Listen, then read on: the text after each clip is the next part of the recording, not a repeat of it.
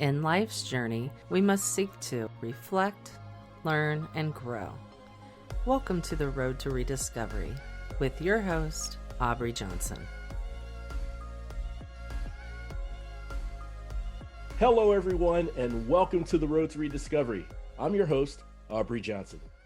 The Road to Rediscovery is about reflecting on past life lessons to learn and grow and to help others who are struggling through dark times. My special guest is an internationally recognized award-winning director. He has a passion for bringing meaningful messages to his work, to the screen, for all of us to see. His most recent project, a movie called The Cuban, it was filmed over a year ago and now released on video on demand, is a music-filled rediscovering journey of compassion and inspiration. As with all industries, the film industry has been impacted by the recent pandemic and COVID-19, but he perseveres in his work, applying innovation and creativity. Ladies and gentlemen, let's welcome Mr. Sergio Navarretta to the show. Sergio, how you doing, man? Great, man. Thanks, Aubrey, for having me on. This is so exciting, and I'm eager to learn more about what we're going to talk about and where the conversation is going to go. Oh man, well, I think both of us are going to navigate this conversation boat, so to speak. I am so looking forward to just hearing about your background, your journey, share with the listeners some insights and lessons that you've learned from your journey. So let's go ahead and kick off by just sharing with the listeners where you are originally from, and can you also share, excuse me, can you also share the early days that inspired you to go into this field? Mm. Wow, that's a good question. I think one of the biggest lessons for me during this whole pandemic is how much I'm learning about myself. To Hmm. be honest, it's one of those things that every interview you learn just a little bit more, and I try not to plan for these things so that I can be as authentic as possible. And I think I call it 2020 vision. I think this whole year has been about a reckoning, a forced re-examination of our lives, our Yes. values. Every second conversation I have is with someone who tells me I've built up businesses, sold businesses, I have all the money that I could ever ask for, and all the materialistic things that I thought would make me happy, and yet I'm searching. So for Mhm. me, this year has been all about that. Mhm. But I realized more and more it's come full circle, because our initial mandate was to make socially conscious film and television projects. And Right. at first, people would just kind of roll their eyes and say, that sounds very niche, and then Mhm. Mhm.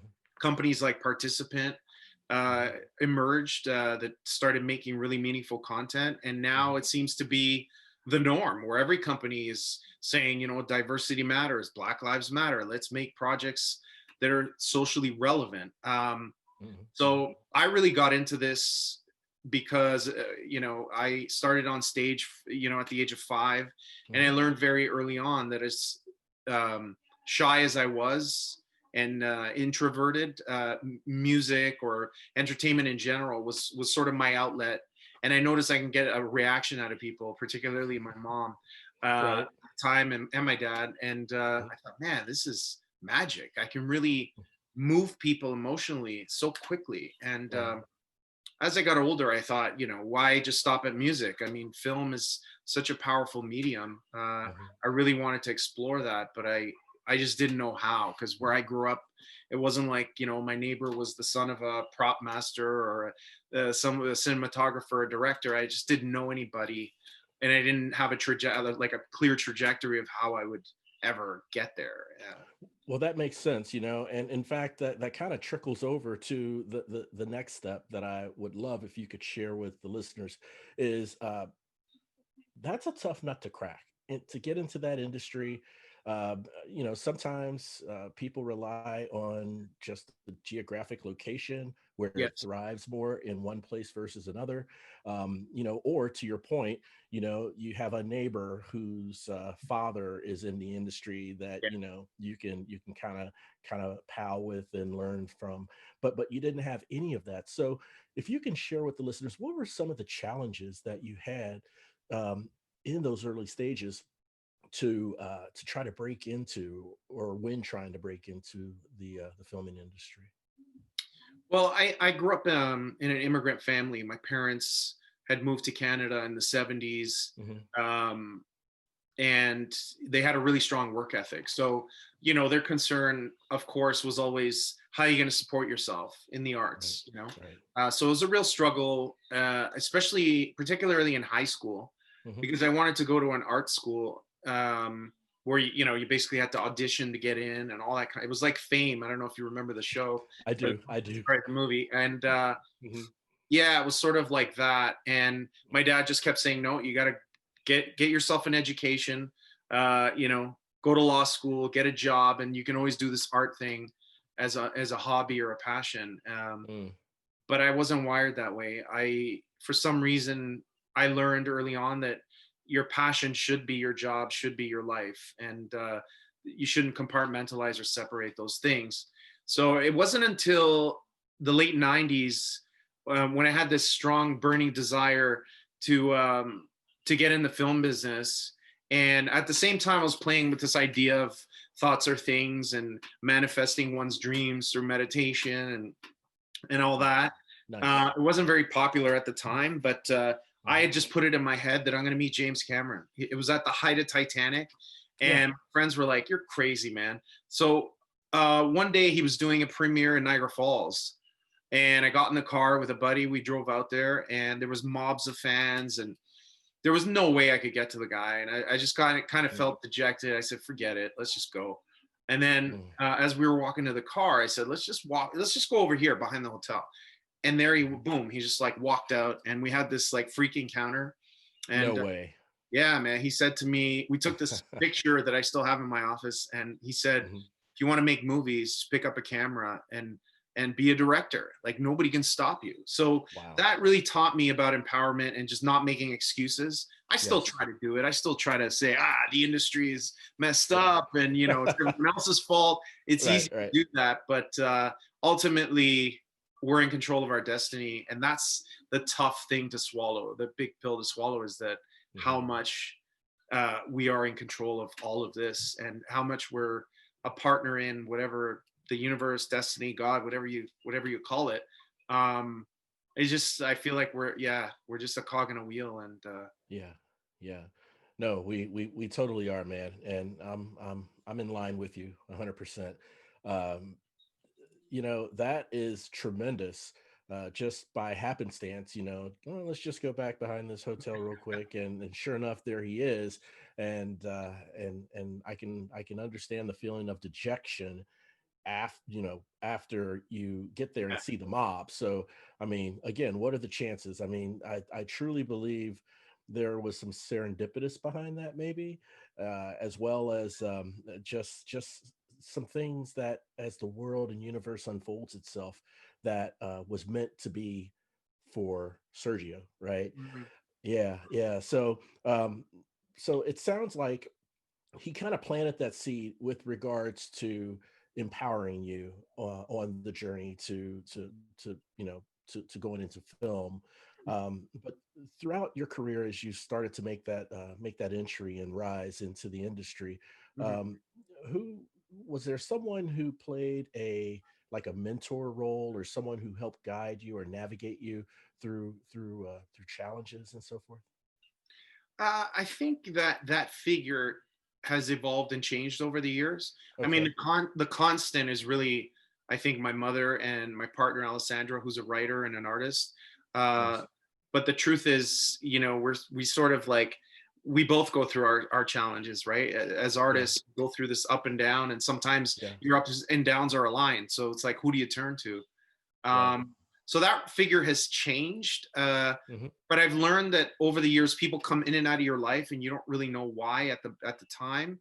You only Hmm. know 10, 20 years later, oh, that's why that person, did that to me, and Yeah. and Yeah. that led me to this Yeah. next project, and Yep. and then I met that person because of it. And Hmm. so I met Hmm. this first AD who had worked on like 100 or 2 of Hollywood movies in Toronto. So he met every like famous director, worked on all these so we used to sit around at a coffee shop, and he used to tell me all the stories. So he really like brought it home for me that, hey, human beings make movies. It's not like this magical mecca in the sky or whatever, this Hollywood place that's so elusive. No, Yeah. there's people behind it, craftspeople and artists. And Mm-hmm. it's ironic because he said with my first movie, he said, yeah, don't worry, you could do it. 14 days, period piece, rebuilding of sets and everything for like no money. You could do it. And I believed him. And then like, I think 3 weeks before shooting, he's like, that's crazy. We can't do this. I can't do it. So he literally like bailed on me. Yeah. And it was like literally jumping out of an airplane with no parachute. And I think back and I said, man, if I didn't jump, I would never be making movies today. Like I just wouldn't. That's right. That's right. No, that's a leap of faith for sure. Yeah. Yeah. Yeah. Totally a leap of It's faith. not So, reasonable. None of this is reasonable because right. it's like, if you think about it rationally, there's nothing like even today. I mean, I could never work again. That's a reality, right? But Yeah. Yeah. can't sit around thinking about those things. I got to believe that the next project or the next thing is going to come around. And Right. man, Yeah. Yeah. I mean, and when it comes to pursuing your dreams and, you have a passion for something that you want to do, uh, there's a lot of cases where you know, doing something unreasonable or doing something that may be counterintuitive to move in the direction of achieving that dream is the right thing to do. you know, it yeah, doesn't always have to make sense. Yeah. yeah. It's I think Will Smith said it. The things you're most afraid of are the things that are going to bear the most fruit. I mean, I'm paraphrasing, Yes. obviously, but Hmm. it's the things that make you the most, because we're all driven by fear in a way. Like we're That's right. sort of like, That's right. I had to make a decision today, and I knew that, Hmm. it's like, am I feeling fear and insecurity around this, Hmm. which is Hmm. built into our DNA? It's a survival thing, Right. or should I just say, yeah, let's do this, and then it'll take me to the Hmm. next adventure, right? So it's Yeah. as you get older, you get better at tuning out the fear. Yeah. Yeah. Yeah. You Yeah, have that harder exterior, and yeah, yeah, a little more resilience with you as you get older. So for sure. I agree completely, man. So here's a strange question, and just for the benefit of the listeners, if you can help us out with this. So throughout movies, those who are really big movie buffs, you hear the term or the distinction of internationally acclaimed film Hmm. or international actor, Hmm. international movie star, Hmm. international musician, international film.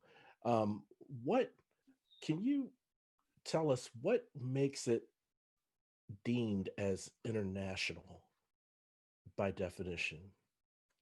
Well, I think I mean, by definition, film especially is an international medium. Hmm. And what drew me to it was the first time I went to Cannes years ago. Hmm. I realized that I can meet an Iranian director, an Indian director, or an Hmm. American director, and we all speak the same language. Yes.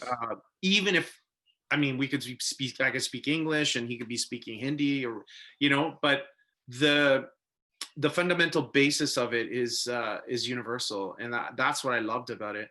But to Mm-hmm. answer your question, I think once we expand beyond our borders Hmm. and we start to travel to international festivals and start winning awards outside of your own borders, Hmm.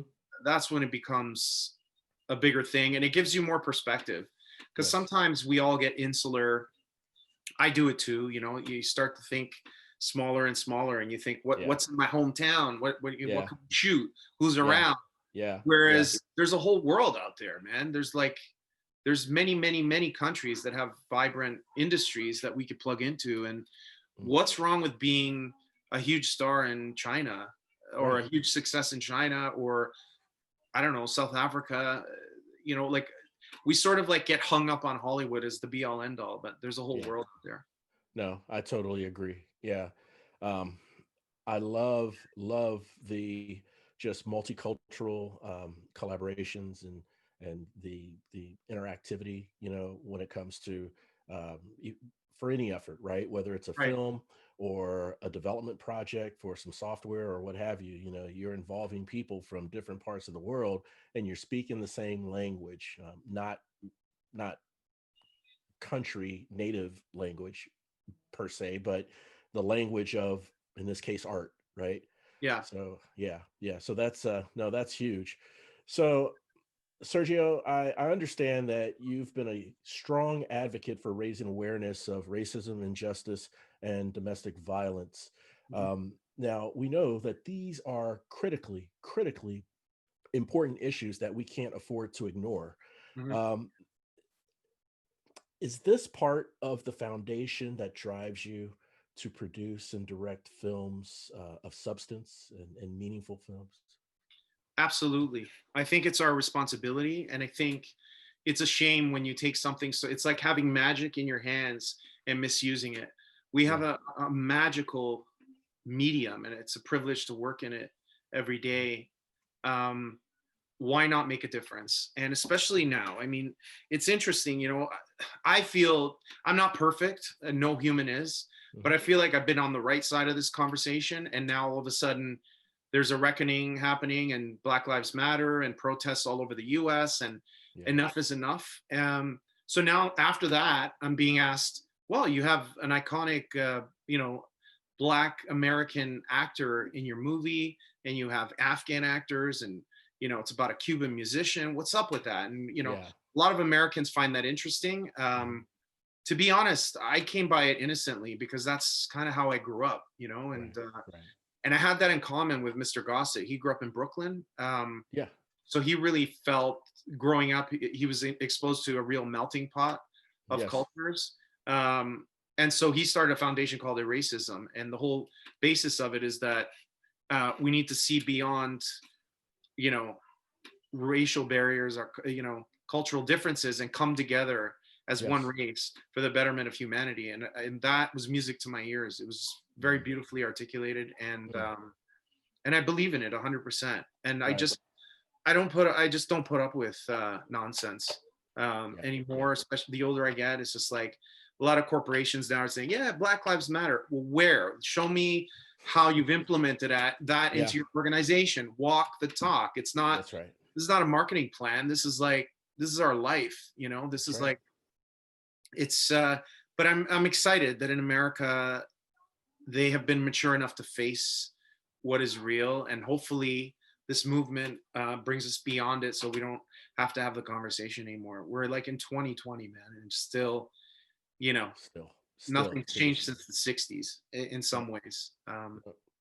And we're Yep. not, I mean, Canadians aren't immune to it. I know we pretend that we're past that, but you know Yeah. our history's been whitewashed. And yeah, I mean, anyway, without going too deep Yeah. into it, we have some growing and learning to do here as well, with our Mhm. First Nations people. And I mean, there's just, yeah. And Yep. I have a son who's little, and his best friend's Jamaican, his other friend's Indian, and that's how I grew up. And Mhm. personally, I don't want him to start getting obsessed with what makes them different. I want him to keep Yeah. focusing on what makes them similar, and what he Right. loves about his friends, which is that Right. common universal love that they share. And Mhm. I think, yeah, it's going to I mean, people roll their eyes when actors speak out politically and whatever, but maybe the art community is at the forefront of this conversation. It always has been throughout history. Yep. It's just like everyone else has to catch up now. So Yeah, no, I agree, and I just as you said that, Sergio, I was thinking back to I don't know, the past year or so when you see like the Emmys on television. I'm yeah. talking pre-COVID, when you see the Emmys on television, or even the Oscars. Excuse me, as someone is making an acceptance speech. Part of what they say in their acceptance speech is has a lot to do with the current state of the world, and fighting for what's right. It could be anything. I mean, social injustice, Black Lives Matter, save the rainforest, whatever. Yeah. I've heard that from the artistic or the art community for some time now. Hmm. So excuse me, you're right.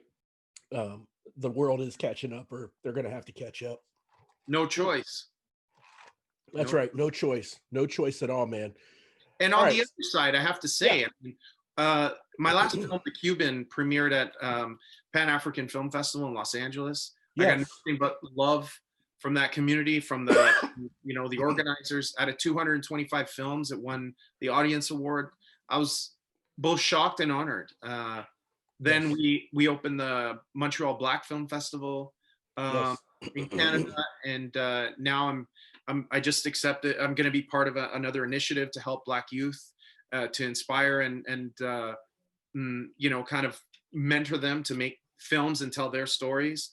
So it's yeah, I mean it's the work that needs to be done, and Mhm. it's not just like the Black community or I mean this is a collective thing, and we have to all work together to achieve that goal.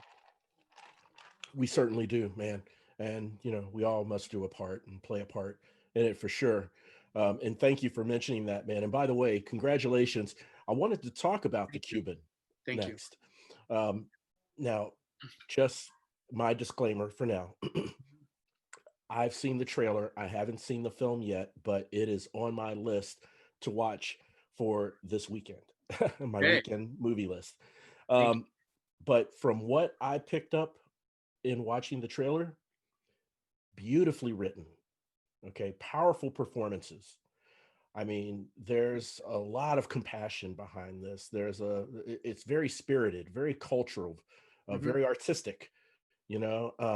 And so just out the gate, it sounds like it got some serious accolades, as you shared, with the was it the Pan African, Yeah, uh, fe- yeah, and the Black Montreux, Montreal yeah, Film Festival. Yeah, yes, the audience is. I mean, Pan Africa was right before COVID started. It was back in hmm February, hmm and I just remember sitting in the audience, just getting emotionally overwhelmed by hmm people's reaction.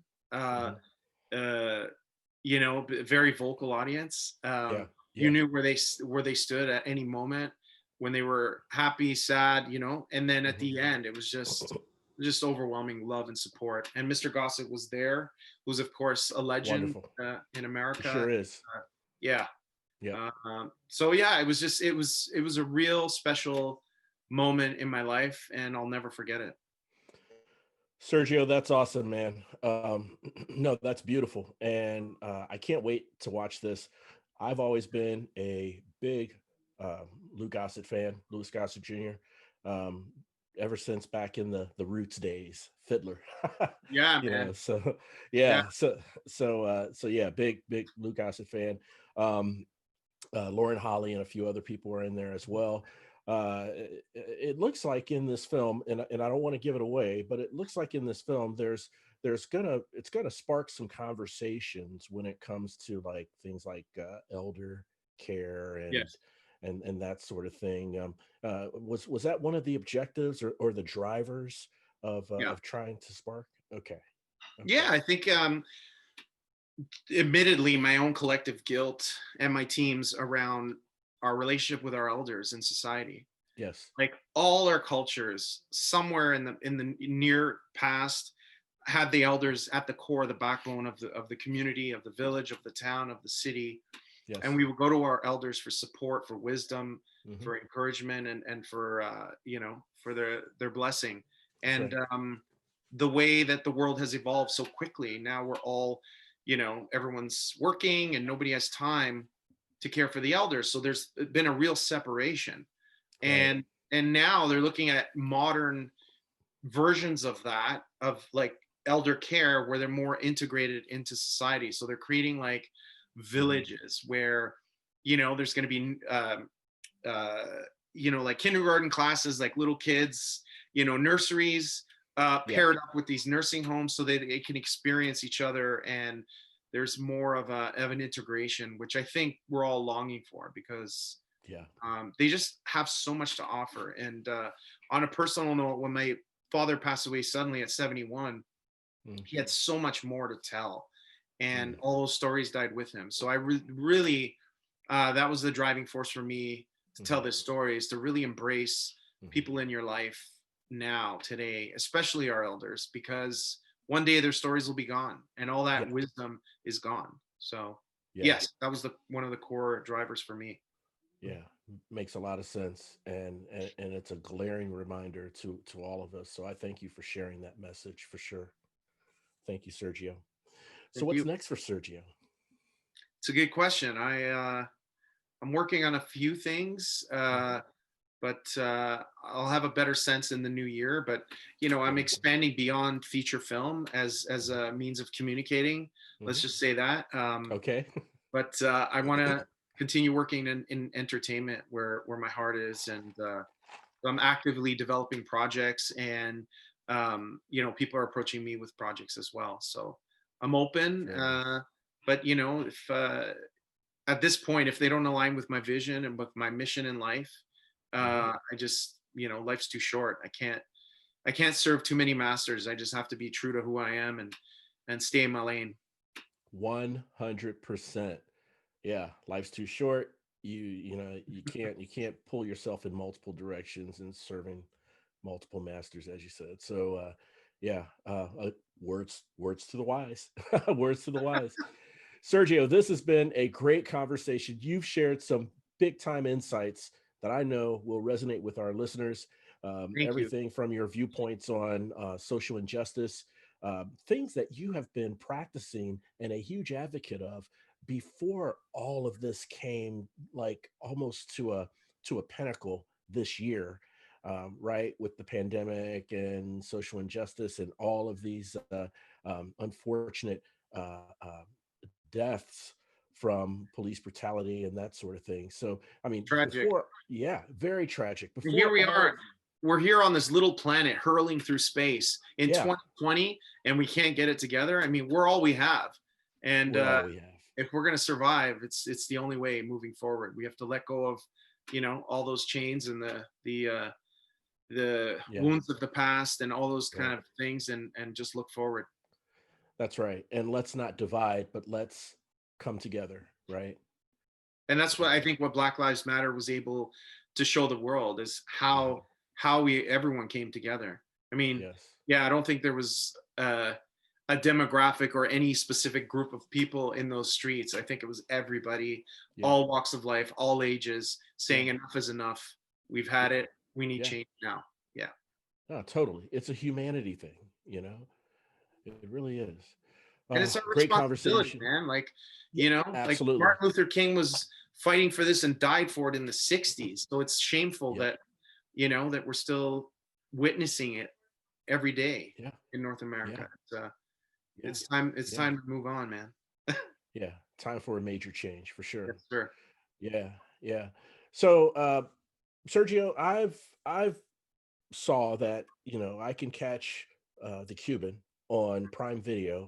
What other outlets can it be watched by our Um, listeners? iTunes, Okay, all the video on demand platforms in America, gotcha. and Okay, cool. the soundtrack is also available on Spotify and iTunes, Hmm. by of course, the incredible composer Hilario Duran, who's Mm, originally Cuban, and you'll hear hmm. some amazing Afro-Cuban jazz if you're all into that. I'm a fan of jazz, all types of jazz. So yeah, thank Yeah, you for that. Yeah, really beautiful, man. It's uplifting. yeah. If you're having a bad day, put on the soundtrack, man. It'll pick you up. Nice. I'm digging it, man. I'm digging it. We're going to make sure and have direct links to Sergio's IMDb as well as the different names of the streaming outlets, all the streaming outlets for where you can catch the movie. Thank No, absolutely, as well as iTunes where you can get the soundtrack. you. Mhm. So, man, this is awesome, Sergio. I've had a blast. I am ready to jump into a segment I like to call Three for the Road. That's where I challenge my guests with random yet thought provoking questions and challenging them to answer in 5 words or less. So, what do you think? You think you might be up for it? Yeah, yeah. Challenge. All I right. haven't had any Cuban rum yet today, so Oh, okay. All might right. might have helped. Very nice. Okay. So, for Three for the Road, here's question number one. And by the way, my questions are customized for my guests. I don't ask the same question to multiple guests. All right. Okay. Wonderful. All right. Question number one. For those long filming projects that you've had, being away from home and working endless hours, name a go-to food or drink that helps you push through. Oh, anything Italian / comfort food. Awesome. Primarily carbs. Carbs. There you go. That's why when I see my on-set pictures, I'm like, please don't post that. I'm always bloated, man. Yeah. Hey, it pushes you through, right? All right. Cool. Number two.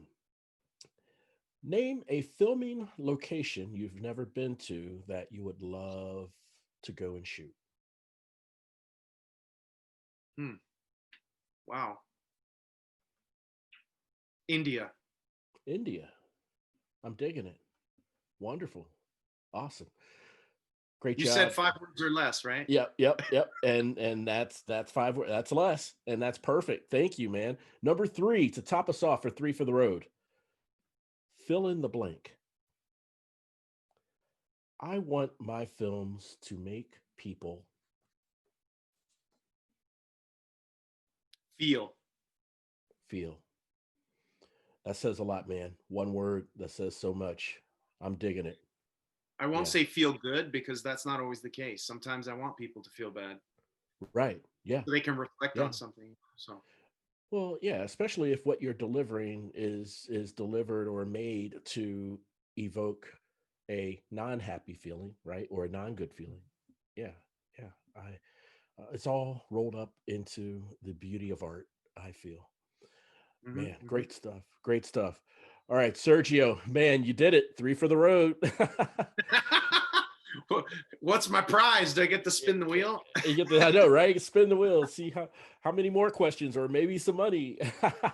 Hey, man, look, it's been so great to have you on the show, man. And I'd love for us to connect sometime in the future. Once you get these next projects and plans off the ground, say, after the coming year, and you have some traction on it, let's connect and let's update the listeners on what's going on in Sergio's life around that time. I would love to, man. It'd be an honor. Thank you. Oh, thanks so much. Absolutely. No, likewise. We thank you, man.